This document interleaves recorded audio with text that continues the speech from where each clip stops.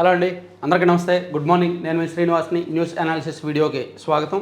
So direct కంటెంట్కి వెళ్ళిపోతే, రాష్ట్రంలో మొదలైంది సువర్ణ అధ్యాయం అంట.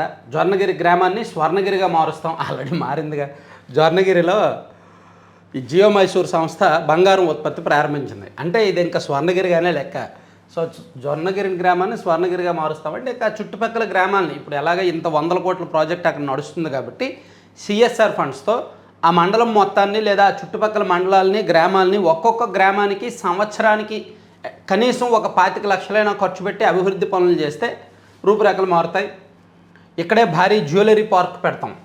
జొన్నగిరిలో బంగారం ఉత్పత్తి కర్మాగారం ప్రారంభ కార్యక్రమంలో ముఖ్యమంత్రి చంద్రబాబు పవన్ కళ్యాణ్పై ఇష్టానుసారంగా నోరు పారేసుకుంటున్నారంటూ వైకాపా నేతలపై ధ్వజం. వాళ్ళ నోళ్లు ముయ్యించే శక్తి కూటమికి ఉందని వ్యాఖ్య.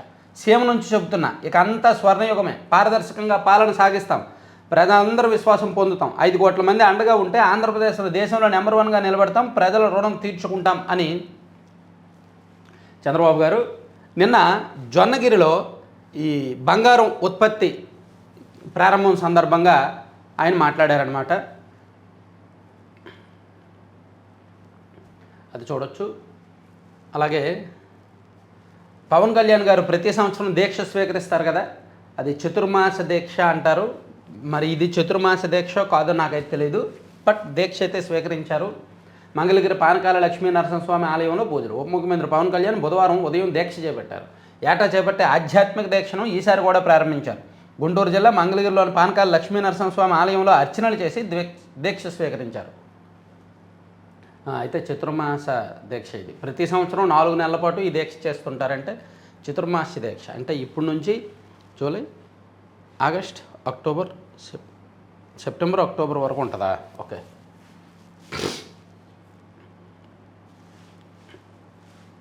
ఇక తిరుపతి, విశాఖలో పర్యాటక వైభవం. సమగ్ర గమ్యస్థానాలుగా అభివృద్ధికి 1000 కోట్లు కేటాయింపంటండి.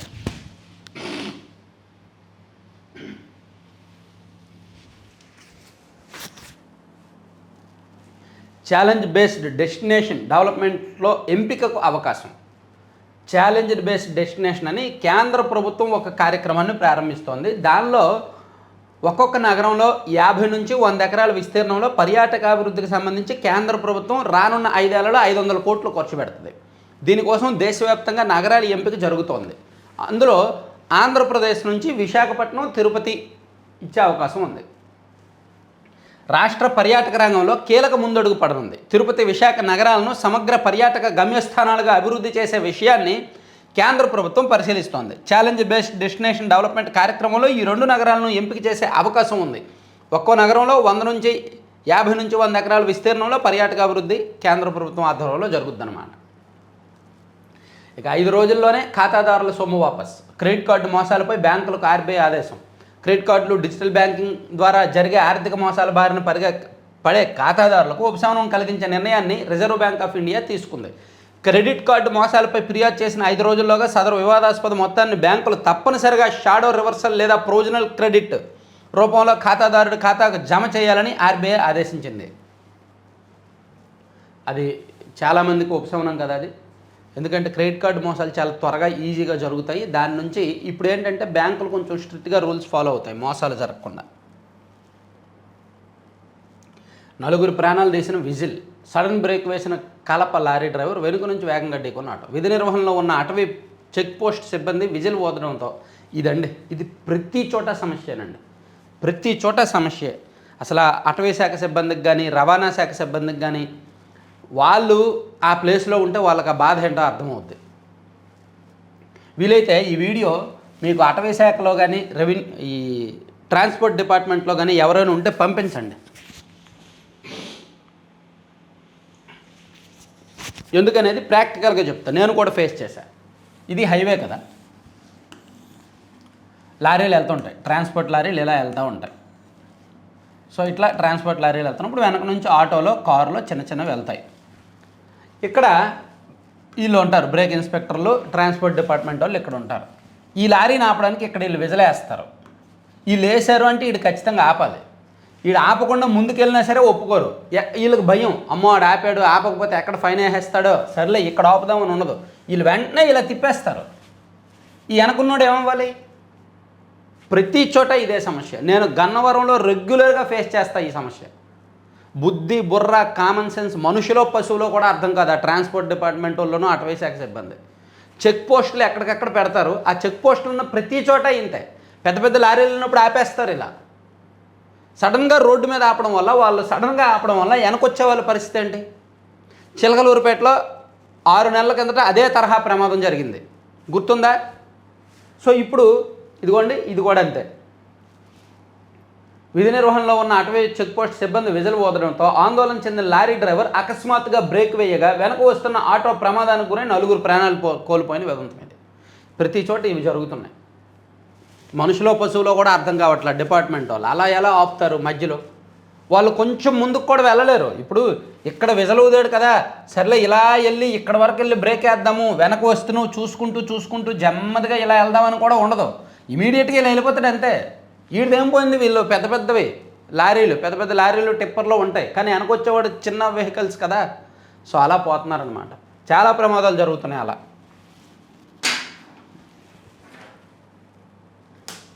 వీలైతే ఆ డిపార్ట్మెంట్ వాళ్ళకి పెట్టండి ఆ లింక్. అది అసలు మనుషులో పశువులు అనేది కూడా ఆలోచించుకోవాలి ఒకసారి. మనుషుల ప్రాణాలు, చేతిలో మనుషుల ప్రాణాలు బలిగొంటున్నారు. ఇక మంగళగిరి స్టేడియం అద్భుతం, అంతర్జాతీయ ప్రమాణాలతో తీర్చిదిద్దారు. సినీ నటుడు రామ్ చరణ్ ఏపీఎల్ తొలి రోజు మ్యాచ్లకు హాజరు. సో ఒకవైపు తెలంగాణలో ఏమో టీపీఎల్ జరుగుతుంది, ఆంధ్రప్రదేశ్లో ఏపీఎల్. అంటే జిల్లాల వారీగా, జిల్లా హెడ్ క్వార్టర్స్ వారీగా టీములు ఆల్రెడీ ఉన్నాయి. ఆ టీంలకు మధ్య మ్యాచ్ జరుగుతుంది. కార్పొరేట్ లెవెల్లో జనం వస్తారు, టికెట్లు, స్టార్లు, హంగామా, హడావిడి అంతా ఉంటుంది. ఇది కూడా కార్పొరేట్ తరహా క్రికెట్ స్వామి. గ్రామీణ ప్రాంత క్రీడాకారుల కోసం కాదు. గ్రామీణ ప్రాంత క్రీడాకారుల కోసం త్వరలో వస్తుంది, ఒక స్టార్టప్ వస్తుంది. గ్రాండ్గానే ప్లాన్ చేస్తున్నాం. దానికి సంబంధించి అనేక అంశాలను చర్చిస్తున్నాం అన్నమాట. సో నేను అండ్ ఇంకొక 2 లేదా 3 కలిపి ఒక పెద్ద స్టార్టప్ ప్రారంభించబోతున్నాం. ఇంకొక 4 నుంచి 5 నెలలు పట్టవచ్చు.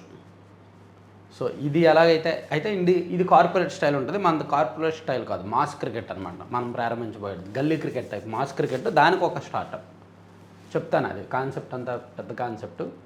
ఇన్వెస్ట్మెంట్స్ అవి చూసుకుంటున్నాము. సరే, ఇది పక్కన పెడితే సో ఏపీఎల్ ప్రారంభమైంది. ఇక పోలీస్ కస్టడీలోనే గాయాలతో సాయికృష్ణ మృతి. ఇది అత్యంత కీలకమైన విషయం అండి. నిన్న సిట్ సిఐ నాగరాజుని అరెస్ట్ చేశారు కదా. నాగరాజు రిమాండ్ రిపోర్ట్లో చాలా అంశాలు ప్రస్తావించారు. అందులో నాగరాజుదే కీలక పాత్ర అంట. అతన్ని తీసుకొచ్చారు. ఎవరు? సాయికృష్ణని తీసుకొచ్చిన తర్వాత ఆ సిబ్బంది చెప్తూనే ఉన్నారంట, సార్ అతన్ని కొట్టొద్దు, కొట్టడం వల్ల తీవ్రం గాయాలు ఎక్కువయ్యాయి, ఏమైనా అవుద్దేమో అన్నా సరే మీరు అందరూ నోరు మూసుకోండి, నేను ఇష్టం, నా ఇష్టం, నేను చూసుకుంటా, సీసీ కెమెరా ఆపండి అని చెప్పి ఆయన సిబ్బందితో కూడా అబ్యూజ్ లాంగ్వేజ్ వాడాడు ఆ సిఐ నాగరాజు అని వాళ్ళు ఇచ్చిన రిమాండ్ రిపోర్ట్లో ఉంది. సో అన్నిటికీ అతనే కారణం, సిఐ నాగరాజే కారణమని, సిఐ నాగరాజు అదుపులో ఉన్నప్పుడే ఈ గాయాలయ్యాయి నిర్ధారించే బలమైన ప్రాథమిక ఆధారాలు ఉన్నాయి. ఆ సమయంలో స్టేషన్ సీసీటీవీ ఫుటేజ్ మాయమైంది. శవాన్ని సిఐ మాయం చేశారు, ఇప్పటికీ దొరకలేదు. రిమాండ్ రిపోర్ట్లో పేర్కొన్న సిట్ పోలీస్ కస్టడీలో తీవ్ర గాయాల కారణంగానే గాది సాయికృష్ణ మరణించాడు. అతను సిఐ నాగరాజు అదుపులో ఉన్నప్పుడే ఈ గాయాలయ్యి వీటికి సంబంధించిన బలమైన ప్రాథమిక ఆధారాలు ఉన్నాయి. మృతుడి ఆచూకీ, కస్టడీకి సంబంధించిన వాస్తవాలు నిందితుడైన నాగరాజు మాయం చేశారు. ఈ కారణంగా ఇప్పటి వరకు సాయికృష్ణ మృతదేహం కూడా దొరకలేదు. ఇక్కడ విషయం ఏంటంటే మొత్తం సిఐ నాగరాజు కారణం. ఆయనేమో నోరెప్పట్ల, విచారణలో ఏమీ చెప్పట్లా. ఏం జరిగిందంటే ఏమీ చెప్పట్లేదు. సాయికృష్ణ మృతదేహాన్ని ఏం చేశారో తేలలేదు. కస్టడీలో సిఐ నాగరాజు నోరు విప్పలేదన్న ఏపీపీ. జూలై 8 వరకు నాగరాజుకు రిమాండ్ విధించిన కోర్టు అతన్ని కస్టడీలోకి మేము తీసుకుంటాము, కస్టడీలోకి తీసుకొని విచారిస్తామని చెప్పారు. కస్టడీలోకి తీసుకొని విచారించిన అతను చెప్పడు. ఎందుకంటే అతను ఒక పోలీసు, అవతల వాళ్ళు కూడా పోలీసులు. వాళ్ళు ఏ క్వశ్చన్ అడుగుతారనేది ఇతనికి ముందే తెలుస్తుంది. సో దానికి తగ్గట్టు ఆన్సర్స్ ప్రిపేర్ చేసుకుంటాడు, లీగల్గా, లాజికల్గా, అన్ని రకాలుగా కూడా. ఈ కేసు ఇప్పట్లో తేలేది కాదు. కాకపోతే ఒక క్లారిటీ ఏంటంటే లాకప్ డెత్ అనేది 100% వాస్తవం. అంతగా ఎందుకు కొట్టాల్సి వచ్చింది అనేది సిఐ నాగరాజ్ సమాధానం చెప్పాలి. అసలు ఆ డెడ్ బాడీని ఏం చేశాడు అనేది కూడా ఆయన సమాధానం చెప్పాలి. ఆయన చెప్తేనే బయట ప్రపంచానికి తెలుస్తుంది. సో ఇది ఈ రిమాండ్ రిపోర్ట్ కీలకమైనది. ఇక పిల్లలు మీరు చదివితేనే నాకు మార్కులు, ఏమేం కావాలో అన్నీ ప్రభుత్వం అందిస్తోంది. బాగా కష్టపడండి, ఏడాది తర్వాత మళ్ళీ వస్తా. కృష్ణా పర్యటనలో విద్యార్థులతో మంత్రి నారా లోకేష్. సో నిన్న నారా లోకేష్ గారు అవనగడ్డ నియోజకవర్గంతో సహా కృష్ణా జిల్లా పర్యటించి అక్కడ ఒక స్కూల్కి వెళ్ళారు. P4 కార్యక్రమంలో భాగంగా అక్కడ భవనాలు నిర్మించారంట. చూడండి ఎంత బాగుందో, కార్పొరేట్ స్కూల్ స్థాయిలో ఉంది ప్రభుత్వ స్కూల్. మేము చదువుకున్నప్పుడు కిందనే కూర్చోవడం, నేనైతే చదువుకున్నప్పుడు కిందనే కూర్చునే వాళ్ళం మేము. ఇప్పుడు ఇదిగో బల్లలేసారు. ఇప్పుడేంటి గత 15 సంవత్సరాల నుంచి బల్లలేసారులే. సో మీరు బాగా చదివితేనే నాకు మార్కులు వస్తాయి, మీరు చదవకపోతే నాకు ముఖ్యమంత్రి మైనస్ మార్కులు వేస్తారు, నా భవిష్యత్తు మీపై ఆధారపడి ఉంది, మీకు పుస్తకాలు దుస్తులు సహా ఏమేం కావాలో అన్నీ ప్రభుత్వం అందిస్తుంది, మీరు బాగా చదవాలి, మీలో ఎవరికి ఎన్ని మార్కులు వస్తున్నాయో నేను గమనిస్తూనే ఉంటాను, మళ్ళీ ఏడాది తర్వాత వచ్చి మీతో మాట్లాడతాను అని మంత్రి నారా లోకేష్ సరదాగా విద్యార్థులతో ముచ్చటించారు. కొక్కిలిగడ్డ ప్రభుత్వ పాఠశాలలో P4లో భాగంగా దాతల సహకారంతో 1,40,00,000 వెచ్చించి నిర్మించిన అదనపు తరగతి గదులను ఆయన ప్రారంభించారు. P4 రిజల్ట్ ఇక్కడ కనిపించింది.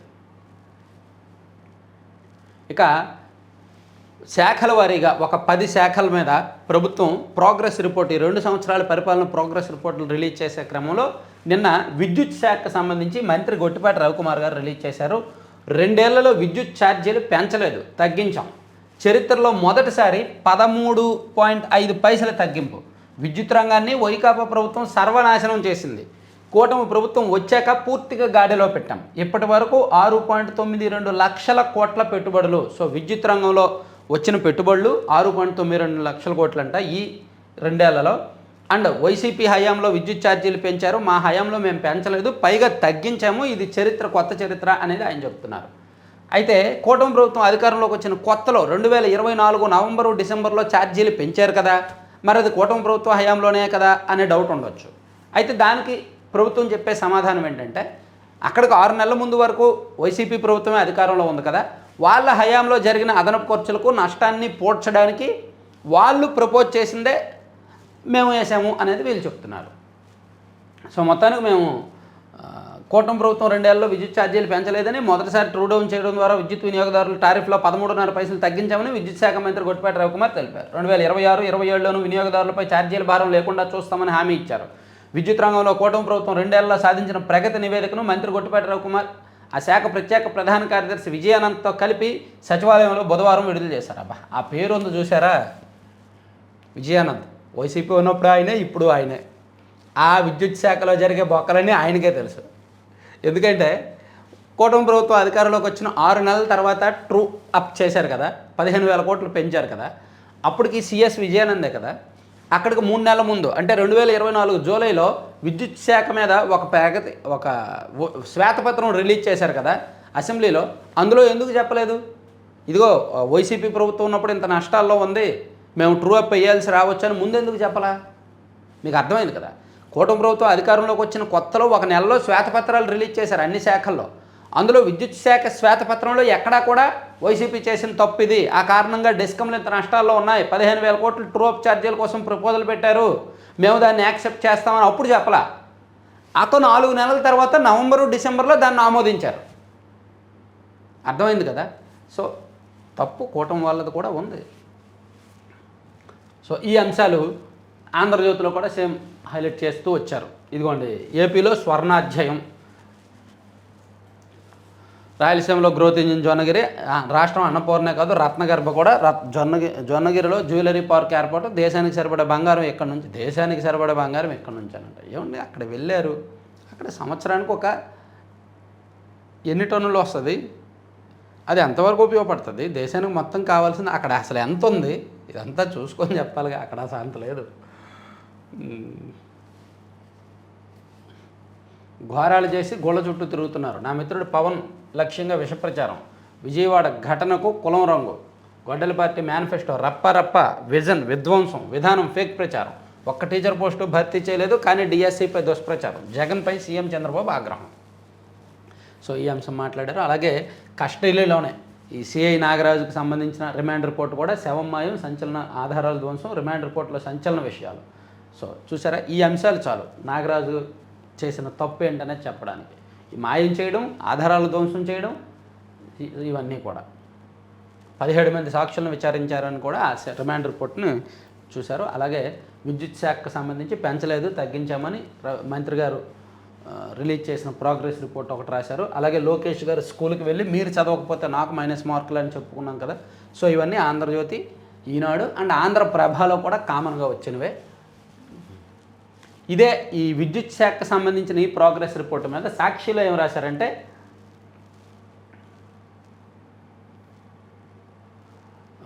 విద్యుత్ ఛార్జీలే పెంచలేదట, మళ్ళీ అవే అబద్ధాలు, వాస్తవాలకు ముసుగు. 2 ఏళ్ల చంద్రబాబు పాలనలో విద్యుత్ శాఖ ప్రగతి నివేదికను విడుదల చేసిన మంత్రి గొట్టిపాటి. రాష్ట్ర ప్రజలపై ఏకంగా 20,000 కోట్లకు పైగా ఛార్జీల భారం. చంద్రబాబు గత ప్రభుత్వ హయాంలో అనవసర విద్యుత్ కొనుగోలు ఒప్పందాలు. గత వైఎస్ఆర్సీపీ ప్రభుత్వ సంస్కరణలతో తగ్గిన విద్యుత్ కొనుగోలు ఒక ఖర్చు. వాస్తవాలను వక్రీకరించి చెప్పిన ఇంధన శాఖ మంత్రి తప్పుబట్టిన శక్తి విద్యుత్ను అదే ధరకు తీసుకుంటున్నట్టు వెల్లడి. గతంలో 5 స్టార్ రేటెడ్ ట్రాన్స్ఫార్మర్లు కొనుగోలు చేసేస్తే నానాయాగి, ఇప్పుడు అవే ట్రాన్స్ఫార్మర్లు అదే సంస్థ నుంచి కొంటున్నట్టు అంగీకారం. ఎస్, సిగ్గులేదు, సింపుల్. ఈ పాయింట్కి మాత్రం టీడీపీ వాళ్ళు సమాధానం చెప్పలేరు. గతంలో 5 స్టార్ రేటెడ్ ట్రాన్స్ఫార్మర్లు కొనుగోలు చేస్తే నానాయాగి చేశారు అంటే ఇక్కడ షిరిడీ సాయి సంస్థను కూడా సాక్షి కాపాడుకుంది. మేము 5 స్టార్ రేటెడ్ కొన్నాము ఆ సంస్థ నుంచి, అందుకే పక్క రాష్ట్రాల్లో 80,000 కొంటే మేము 140,000 కొన్నాము, ఆ మిగిలిన 60,000 మేము పంచుకొని తిన్నాము. సో మా మీద ఇప్పుడు ఏడిశారు, మేము ఆ డబ్బులు పంచుకొని తింటున్నామని. మీరు అదే రేటుకు కొంటున్నారు కదా, సో మీరు కూడా పంచుకొని తింటున్నారు కదా, మీరు దొంగలే మేము దొంగలమే, అలాంటప్పుడు మీరు ఎందుకు అప్పుడు యాగి చేశారు అని సాక్షిలో ఇండైరెక్ట్గా రాశారు. నిజమే, దీనికి టీడీపీ వాళ్ళ దగ్గర కూడా సమాధానం ఉండదు. ఇప్పుడు అవే ట్రాన్స్ఫార్మర్లు అదే సంస్థ నుంచి కొంటున్నట్టే అంగీకారం. సో ఇట్లా రాశారనమాట. విద్యుత్ శాఖలో జరిగినంత అవినీతి గత ప్రభుత్వంలోనూ ఈ ప్రభుత్వంలోనూ మామూలుగా లేదు. అసలు కొన్ని పదాలు వచ్చాయి కానీ మింగేశాను. మొత్తం అన్నీ వదిలేశారు విద్యుత్ శాఖ అవినీతి విషయం. ఇక బాబోయ్ ఉక్కపోత, 2 దాటిన అధిక వేడి రోజులు, సగటున 10 నుంచి 23 రోజులకు పెరుగుదల. దేశంలో ఉక్కపోత రోజులు ఇక 101 నుంచి 141కి చేరిక. ప్రపంచవ్యాప్తంగా క్లైమేట్ సెంట్రల్ అధ్యయనం అంట. సంవత్సరానికంట యాక్చువల్లీ 101 రోజులు ఉక్కపోత ఉంటుందంటండి, కానీ ఇక మీదట ఉక్కపోత రోజులు పెరుగుతున్నాయంట. 141 రోజులకు చేరినట్టు అధ్యయనం వెల్లడైందంట. ఇక E20 ఇంధనంతో వాహన బీమాకు ఇబ్బంది లేనే లేదు, స్పష్టం చేసిన కేంద్రం.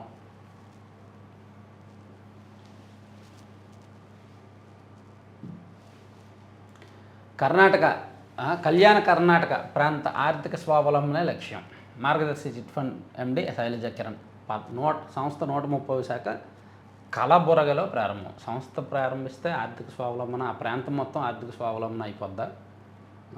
ఓకే.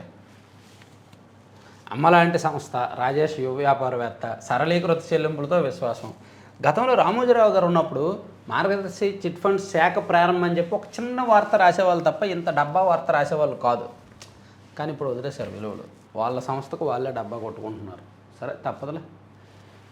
ఇక సచివాలయ మహిళా పోలీసులకు ICPS మిషన్ శక్తి బాధ్యతలు. సచివాలయ మహిళా శిశు సంక్షేమ శాఖను ఎంచుకున్న వారికి అవకాశం. మండలానికి ఒకరు చొప్పున 710 మంది కేటాయింపు. సచివాలయాల పరిధిలో పనిచేస్తున్న 710 మంది మహిళా పోలీసులకు ICPS మిషన్ శక్తి పర్యవేక్షక బాధ్యతలను అప్పగించనున్నారు. రాష్ట్ర వ్యాప్తంగా స్వర్ణ గ్రామ వార్డు సచివాలయాల పరిధిలో 13,912 మంది మహిళా పోలీసులు విధులు నిర్వర్తిస్తున్నారు. ఏ శాఖ పరిధిలో పనిచేయాలనే వారిపై అభీష్టం మేరకు సచివాలయాల శాఖ ఐచ్ఛికాలు తీసుకుందంట. ఇక 2 కోట్ల క్యూబిక్ మీటర్ల మట్టి దోపిడీ. వైకాపా హయాంలో పోలవరం కట్ట లూటి. ఇప్పుడు కూడా చేస్తున్నారుగా, వాళ్ళు చేశారు, మీరు చేస్తున్నారు పోలవరం మట్టి దోపిడీ. ఇక ఉద్యోగుల విభజనకు 3 స్థాయిల్లో కమిటీలు. పదోన్నతులు, బదిలీల ఫ్రీజింగ్కు జూలై 5 వరకు సడలింపు. రాష్ట్రపతి ఉత్తర్వులు 2025 అమలుకు ముసాయిదా విడుదల.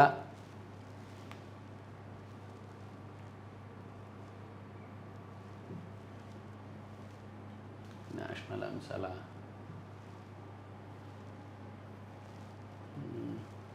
2014 నుంచి జెండా మోసిన వారికే నాయకత్వం. 25 లోక్సభ నియోజకవర్గాలకు జనసేన సమాచార సేకరణ కమిటీలు. ఎక్స్లో వెల్లడించిన పవన్ కళ్యాణ్ గారి మీద ఈ నెల మనం ఒక గుండు సుది మ్యాగజైన్లో ఒక నెగిటివ్ ఆర్టికల్ వేసాం.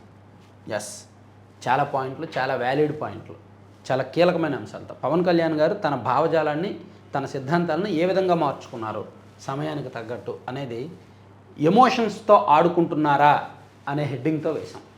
అది ఖచ్చితంగా జనసేన పార్టీకి నెగిటివ్ కాదు, పవన్ కళ్యాణ్ గారికి నెగిటివ్. ఎందుకు జనసేన పార్టీకి ఏంటి, పర్సన్కి ఏంటి అని మీకు రావచ్చు. పవన్ కళ్యాణ్ గారు భావజాలం మారుతున్న ప్రతిసారి జనసేన పార్టీలో ఒక చిన్నపాటి గందరగోళం. ఆరంభంలో ఆయన లెఫ్ట్ భావజాలం నచ్చి ఆ పార్టీలో చేరిన వాళ్ళు, ఆ తర్వాత ఆయన రైట్ భావజాలం వచ్చిన తర్వాత గందరగోళానికి గురయ్యారు. సర్లే రైట్ వింగ్కి వెళ్దాంలే అని చెప్పిన తర్వాత మళ్ళీ ఒకసారి కులం కావాలనుకొని మరోసారి కులం వద్దని, కానీ పార్టీలో అందరికీ కులాల వారికే పదవులు ఇచ్చి అంటే ఒక రకమైన అంతర్గతంగా చాలా జరుగుతుంది జనసేనలో. అది మన మ్యాగజైన్లో 3 పేజీల్లో డీటెయిల్డ్గా చర్చించాం. సో ఎమోషన్స్తో ఆడుకుంటున్నారు. సో పవన్ కళ్యాణ్ గారి ప్రత్యేకత ఏంటి, చేస్తున్న తప్పులు ఏంటి అని. వీలైతే మ్యాగజైన్ చదవండి. ఈ నెల మ్యాగజైన్లో మంచి కంటెంట్ వచ్చిందండి. డిఫరెంట్ యాంగిల్స్లో అన్ని రకాల సబ్జెక్టులు కవర్ చేసి మంచి కంటెంట్ ఇచ్చాం. సో మ్యాగజైన్ కావాల్సిన వాళ్ళు gundusudi.com స్పెల్లింగ్ చూసుకోండి. మళ్ళీ వెబ్సైట్ ఓపెన్ కావట్లేదు అనొద్దు. వెబ్సైట్ 24/7 ఆన్లోనే ఉంటుంది, ఓపెన్ అవుతుంది. gundusodi.com మీరు గూగుల్లో కొట్టినా లేదా పైన బ్రౌజర్లో ఎక్కడ కొట్టినా సరే gundusudi.com వస్తుంది. అది ఓపెన్ చేసిన తర్వాత ఒక కార్నర్లో మీకు 3 డాట్లు కనిపిస్తాయి, లేదా క్లిక్ హియర్ ఫర్ మ్యాగజైన్ అని ఉంటుంది. దాని మీద క్లిక్ చేస్తే మీకు మ్యాగజైన్స్ హోమ్ డెలివరీనా లేదా ఆన్లైన్లో చదువుతారా. ఆన్లైన్లో చదివితే ఆ నెల చదువుతామంటే 49 రూపాయలు కడితే చాలు. లేదు 1 ఇయర్ కావాలంటే కొంత అమౌంట్ కట్టాలి. రీడ్ ఆన్లైన్ అని కొట్టండి. ఇదిగోండి ఈ నెల మ్యాగజైన్ నిన్నే అప్లోడ్ చేసాము. 2 ఏళ్ల పాలన మంచి ఏంటి చెడు ఏంటి అనేది నిన్న అప్లోడ్ చేసాం. ఎమోషన్స్ మిస్యూజ్ చేస్తున్నారు అని పవన్ కళ్యాణ్ గారికి సంబంధించింది. అలాగే మెగా డిఎస్సి కుట్ర ఎవరిది అనేది కీలకమైన పాయింట్లు. కూటమి ఎమ్మెల్యేల టాప్ 25, ఇలా గుండు సూది ఛేదించిన రాజకీయ రహస్యం ఒకటి ఉంది, అది ఇలా ఈ అంశాలన్నీ కూడా దీనిలో మనం ప్రస్తావించామన్నమాట. మ్యాగజైన్లో ఉన్నాయి, ఎక్స్క్లూజివ్గా చదవండి మ్యాగజైన్. సో వీడియో లైక్ చేయండి, షేర్ చేయండి, మ్యాగజైన్ చదవండి. రాజకీయంగా ప్రతి ఒక్కరు కూడా చైతన్యంగా ఉండాలనేదే మన లక్ష్యం. ఇక లోకేష్తో స్టార్ షట్లర్ సాత్విక్ సాయిరాజ్ భేటీ, గ్రూప్ ఫోటోలు. ఒకవేళ మీకు మ్యాగజైన్ ఇదంతా కాదు, మాకు వెబ్సైట్లోకి మేము వెళ్ళలేము, మాకు ఇదంతా వద్దు అంటారా, చాలా సింపుల్. ఒక నెంబర్ ఇస్తాను 9391335993. ఈ నెంబర్కి జస్ట్ వాట్సాప్లో మెసేజ్ చేయండి. మేము వెబ్సైట్లో మ్యాగజైన్ మాకు దొరకట్లేదు, మేము చదవలేము అనుకున్న వాళ్ళు ఏదైతే ఈ నెంబర్ ఉందో 9391335993 నెంబర్కి వాట్సాప్లో మెసేజ్ చేయండి చాలు. ఓకే. ఇక సాయికృష్ణ మృతదేహాన్ని ఏం చేశారు తేలలేదు, సిఐ నాగరాజు నోరు విప్పలేదు. ఇక రాజధాని రైతులపై జులుం ప్రదర్శించిన ఏఎస్పీ బాలచంద్రారెడ్డి పోస్టింగ్ రద్దు చేశారంటండి. అతను పోస్టింగ్ ఇవ్వడం ఎందుకు, రద్దు చేయడం ఎందుకు? ఇక్కడ పోలీస్ శాఖలో, హోంశాఖలో ఏం జరుగుతుందో చూడండి. పోస్టింగ్లు ఇచ్చేస్తున్నారు. మొన్న కూడా అంతే, పాయకరావుపేటలో ఒక సిఐకి పోస్టింగ్ ఇచ్చారు, ఈనాడులో వార్త వచ్చాక రద్దు చేశారు. అలాగే ఇప్పుడు డిఎస్పీ బాలచంద్రారెడ్డికి పోస్టింగ్ ఇచ్చారు, ఈనాడులో వార్త వచ్చాక రద్దు చేశారు. అంటే డిపార్ట్మెంట్లో ఏం జరుగుతుందో ఈనాడు వాళ్ళు, మీడియా వాళ్ళు చెప్పాలా? డిపార్ట్మెంట్లో ఏం జరుగుతుందో ఉన్నతాధికారులకు తెలియదా, మంత్రి గారికి తెలియదా, ఎవరో చెప్తే తెలుస్తుందా? Where is transparency, where is accountability? అసలు ఎక్కడ ఏం జరుగుతుంది? మీడియా వాళ్ళు చెప్తే ఆ నిర్ణయాన్ని వెనక్కి తీసుకునే దుస్థితికి ప్రభుత్వం ఎందుకు వచ్చేసింది, ఆ శాఖ ఎందుకు వచ్చేసింది? పోస్టింగ్లు ఇస్తున్నారు, వార్తలు వచ్చాక ఈనాడులో ఏ పత్రికలో రాసినా సరే ఎస్ ఈ కారణంతో మేము పోస్టింగ్ ఇచ్చాం, అతనికి ఇవ్వాలి అని సమర్థించుకునేలా ఉండాలి. వెనక్కి తీసుకున్నారు అంటే ప్రభుత్వం తప్పు చేసినట్టేగా. పాయకరావుపేట సిఏ విషయంలో కానీ, ఈ డిఎస్పీ బాలచంద్రారెడ్డి విషయంలో ఏ పోస్టింగ్లో అయినా సరే వార్తలు వచ్చాక వెనక్కి తీసుకుంటున్నారంటే తప్పు చేస్తున్నట్టేగా. అది ఒకసారి 2 సార్లు కాదు, చాలా పోస్టింగ్ల విషయంలో అలాగే జరుగుతోంది. ఇక దొనకొండ పంచాయతీలో 200 భవనాలకు రూపాయి చొప్పున పన్ను వేయడం ఏంటి? పంచాయతీ అధికారులపై ఆ శాఖ కమిషనర్ కృష్ణతేజ ఆగ్రహం. ప్రకాశం జిల్లా దొనకొండ పంచాయతీలో 200 భవనాలకు ₹1 చొప్పున పన్ను వసూలు చేయడం వైసీపీ నాయకుడిది ఎవరిదో అయి ఉంటుంది. ఇక ప్రతి జిల్లా కేంద్రంలో బీసీ భవన్లో ఆడుదాం ఆంధ్ర అక్రమాలపై 4 రోజుల్లో విజిలెన్స్ రిపోర్టు. ఇదొక డ్రామా, ఇదొక షో. ఆడుదాం ఆంధ్ర అక్రమాల మీద విజిలెన్స్ రిపోర్ట్ రిలీజ్ చేస్తారంట. ఇదే అయ్యేది కాదు. సరే, ఇది పక్కన పెట్టేద్దాం. ఇంకా ఈనాడు సాక్షికి వెళ్దాం. సాక్షిలో ప్రభుత్వ పెద్దలను కాపాడే కుట్ర అని రాశారు. ఈ సాయికృష్ణ రిమాండ్ రిపోర్ట్ ఉంది కదా, దాన్ని ఇలా రాశారనమాట. కాపు యువకుడు సాయికృష్ణ కేసులో కీలక పరిణామాలు. ఒక్కసారి సాక్షిలో దమ్ముంటే అతని మీద ఉన్న ఎఫ్ఐఆర్లో అతని మీద ఉన్న కేసులు రాయండి, అప్పుడు నెత్తిన పెట్టుకోండి అతన్ని. అతని మీద ఉన్న ఎఫ్ఐఆర్లు ఏంటి, అతను చేసిన నేరాలు ఏంటి అనేది రాయండి. అదే సాయికృష్ణ కనుక వైసీపీ ప్రభుత్వం అధికారంలో ఉండుంటే, తేడా చెప్తున్నా, వైసీపీ ప్రభుత్వం అధికారంలో ఉండి ఈ సాయికృష్ణ ఇలాంటి ఘటన జరిగితే సాక్షిలో రోజుకు ఒక స్టోరీ రాసేవాళ్ళు సాయికృష్ణ చేసిన నేరాల మీద. తెలుసా, అతను చాలా కరుడుగట్టిన నేరాలు చేశాడు, చాలా దారుణమైనవి చేశాడు. అవన్నీ రోజుకు ఒక వార్త రాసేవాళ్ళు. మానవీయత కూడా ఆలోచించే వాళ్ళు కాదు, ఆ తల్లి గురించి కూడా ఆలోచించే వాళ్ళు కాదు. ఇక్కడ టీడీపీ వాళ్ళు కానీ టీడీపీ మీడియా కానీ ఆ తల్లి గురించి ఆలోచిస్తున్నారు కాబట్టి సరే చనిపోయిన వ్యక్తి నేర చరిత్ర ఎందుకులే బయట పెట్టడం అని బయట పెట్టట్లా తెలుసా. కానీ సాక్షి అధికారంలో ఉంటే చూసారా, అప్పట్లో అంగన్వాడీల మీద ఉద్యోగుల మీద తెగ రాసేవాళ్ళు. ఉద్యోగులు ప్రభుత్వానికి వ్యతిరేకంగా మారితే దేశం మొత్తం మీద మన ఉద్యోగులకే జీతాలు ఎక్కువ అని చెప్పి ఉద్యోగుల్ని తక్కువ చేస్తూ వార్తలు రాసేవాళ్ళు. సో వీళ్ళని వ్యతిరేకిస్తే ఎవరినైనా కించపరుస్తారు. అలా వైసీపీ అధికారంలో ఉన్నప్పుడు పొరపాటుని ఘటన జరుగుంటే సాయికృష్ణ వ్యక్తిత్వాన్ని కించపరిచేలా సాక్షిలో రాసేవాళ్ళు. ఇప్పుడు వీళ్ళు అధికారంలో కూటమి ఉన్నది కాబట్టి అతని కులాన్ని నెత్తిన వేసుకుని కులాన్ని రెచ్చగొడుతున్నారనమాట. ఈ పాపం సిఐ నాగరాజు కూడా అదే కులస్తుడు కదా, మరి అతని గురించి కూడా కులం రాయండి. కాపు యువకుడు అన్నప్పుడు కాపు సిఐని రాయండి. ఇప్పటికైనా నా బిడ్డ బూడిద ఇవ్వండి, కర్మకాండలు చేసుకుంటా. సిఐ నాగరాజుకు సహకరించిన వారందరిపైన చర్యలు తీసుకోండి. సాయికృష్ణ తల్లి విజయలక్ష్మి. అభిమాన జడి గుండెల్లో గుడి. ఇక్కడ జగన్మోహన్ రెడ్డి తిప్పలు ఏంటంటే, నేను హిందూ వ్యతిరేకని కాదు, నాకు విపరీతమైన భక్తి ఉంది, నేను పూజలు చేస్తా అని తనను తాను నిరూపించుకునే క్రమంలో పులివెందుల ప్రతి 3 నెలలకు ఒకసారి జగన్మోహన్ రెడ్డి గారు పులివెందుల నియోజకవర్గ పర్యటనకు వెళ్తున్నారు. వెళ్ళిన ప్రతిసారి ఏదో ఒక ఆలయంలో ఇటువంటి పూజలు చేస్తున్నారు. అంటే హిందూ వ్యతిరేక కాదు, నేను గుళ్ళకు వెళ్తాను పూజలు చేస్తానని నిరూపించుకునే క్రమంలో. గతంలో ఆయన ఇంతగా వెళ్ళేవాళ్ళు కాదు పులివెందుల నియోజకవర్గంలో టెంపుల్స్. గతంలో వెళ్తారు కానీ అడపదడప వెళ్తారు. కానీ ఇప్పుడు ఆయన పులివెందులు వెళ్తున్న ప్రతిసారి ఏదో ఒక టెంపుల్ కార్యక్రమానికి వెళ్తున్నారు. ఇదిగో ఈ హంగు ఆర్భటాలతో ఇటువంటి ఫోటోలు పెద్ద పెద్ద సాక్షి మీడియాలో సోషల్ మీడియాలో రిలీజ్ చేస్తున్నారు. దానికి కారణం అది. కానీ వాస్తవం ఏంటంటే, వాస్తవాలు అంటే అందరికీ తెలుసు. జగన్ ఏమంటారంటే నేను హిందూ వ్యతిరేకత కాదు, నేను భక్తునని జగన్ అంటారు. జనం ఏమంటారంటే ఈ భక్తి అంతా కూడా మీ మీద వ్యతిరేకత వస్తుంది అన్నప్పుడు కదా అప్పుడే ఉండాలి, అధికారంలో ఉన్నప్పుడే ఈ జాగ్రత్త ఉండాలి.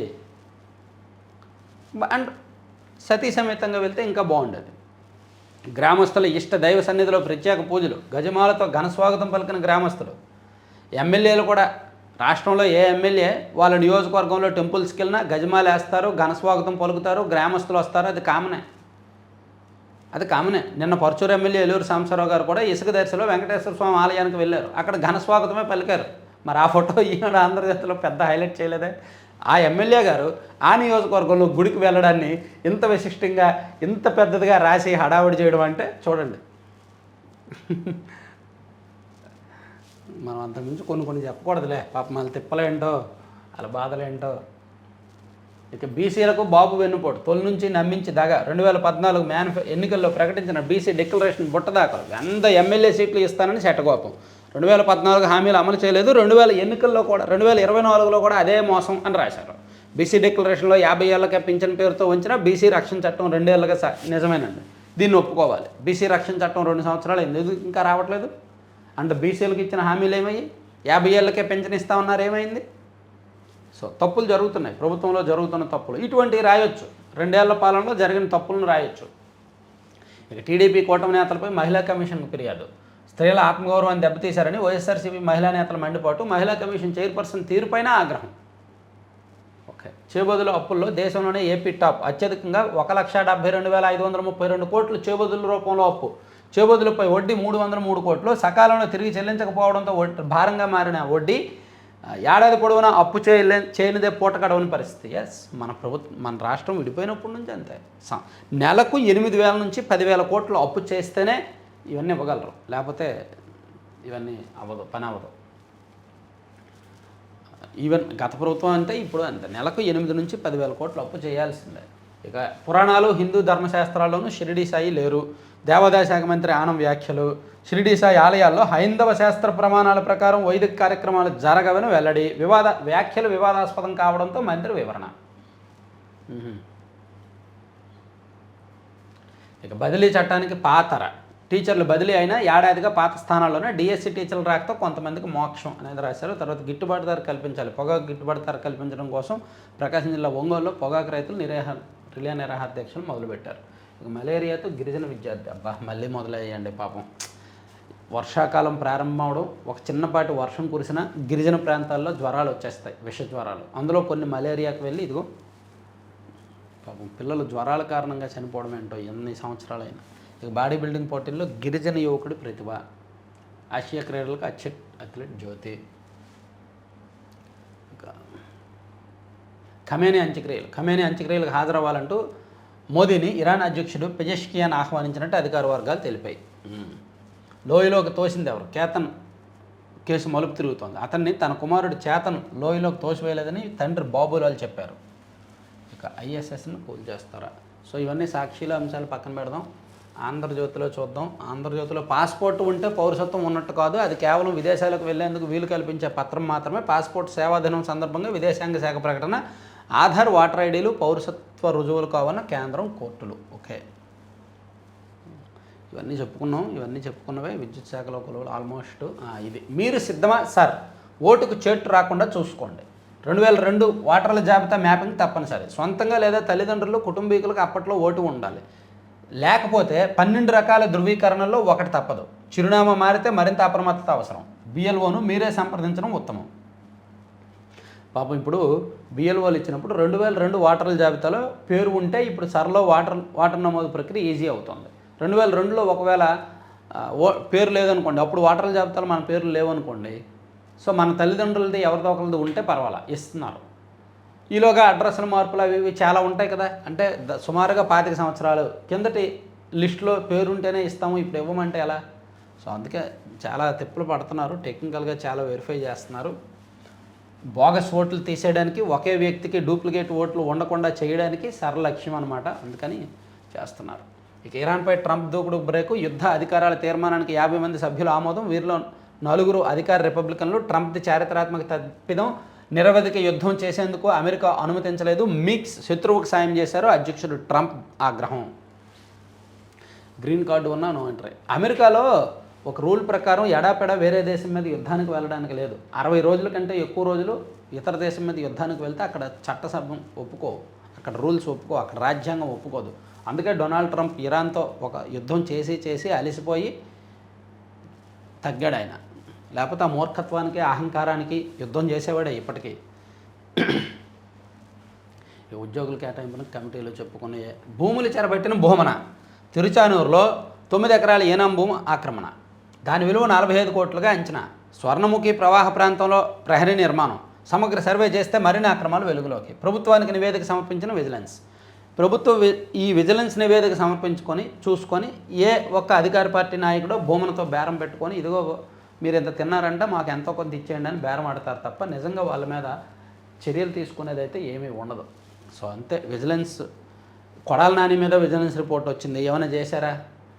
ఆడుదాం ఆంధ్ర మీద విజిలెన్స్ రిపోర్ట్ చాలాసార్లు వచ్చింది, ఏమైనా చేశారా?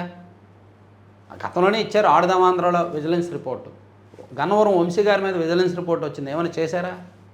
పెద్దిరెడ్డి గారి భూ అక్రమాల మీద విజిలెన్స్ రిపోర్ట్ వచ్చింది, ఏమైనా చేశారా? అలాగే భూమన్ గారికి సంబంధించి కూడా ఏమీ చేయరు. వీళ్ళందరూ కూడా కూటమి నాయకులు, వాళ్ళతో బేరాలు ఆడుకోవడానికి ఉపయోగపడుతున్నాయేమో అనుకుంటున్నాను నేను. సో ఇది 4 పత్రికల్లో వచ్చిన వార్తాంశాలు. చివరి వరకు చూసిన ప్రతి ఒక్కరికి ధన్యవాదాలండి. మ్యాగజైన్ కావాల్సిన వాళ్ళైతే వెబ్సైట్ విజిట్ చేయండి, లేదా 9391335993 నెంబర్కి వాట్సాప్లో కాల్ చేయండి, లేదా మెసేజ్ చేస్తే better. Thank you very much.